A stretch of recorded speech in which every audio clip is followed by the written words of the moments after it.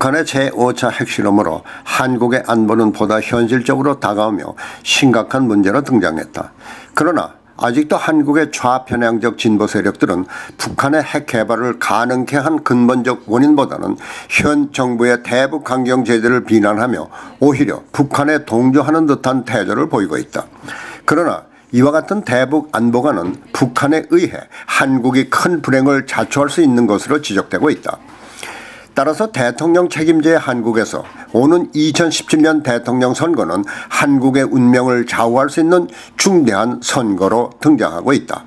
이제 한국이 자유민주주의 체제를 계속해서 이어갈 수 있는지 아니면 불행을 불러올 것인지는 대통령을 선택할 국민들에게 달려있다.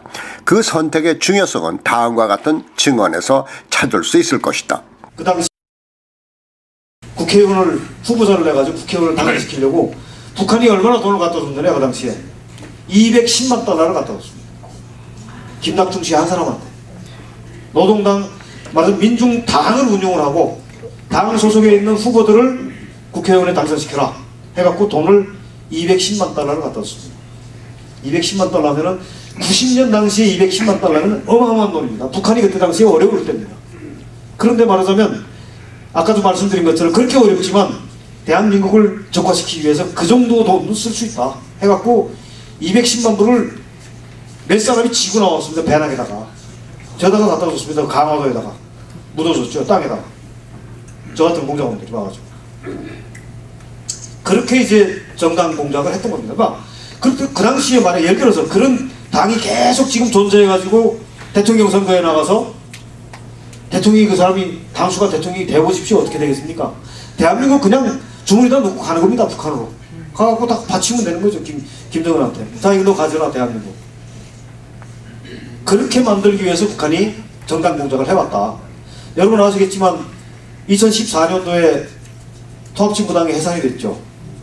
제가 사실은 통합진보당 해산될 때 헌법재판소에 가서 5시간 동안 제가 사실은 열변을 토했습니다. 민중당 사건을 계기로 아직도 정당을 통한 친북적 대통령을 만들어서 남한을 적화시키겠다는 핵책을 계속하고 있다는 사실을 말해주고 있다.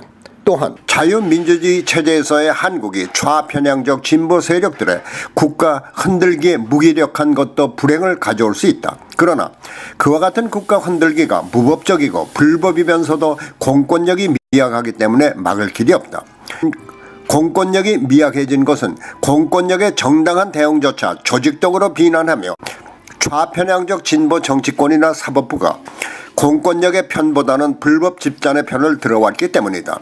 미국의 자유민주주의 체제가 순조롭게 이어질 수 있는 것은 강력한 공권력에 있다.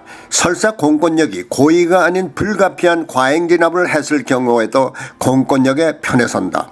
그러나 한국에서는 좌편향적 진보 세력들에 의해서 공권력이 힘을 발휘할 수 없기 때문에 이와 같은 국가 흔들기는 북한에 기회를 제공할 수가 있는 것이다. 이와 같은 한국의 현실 속에서 과연 한국민들이 어떤 성향의 대통령을 선택할 것인가, 현명한 판단만이 한국의 안전과 자유민주주의 체제를 이어갈 수 있는 길이다.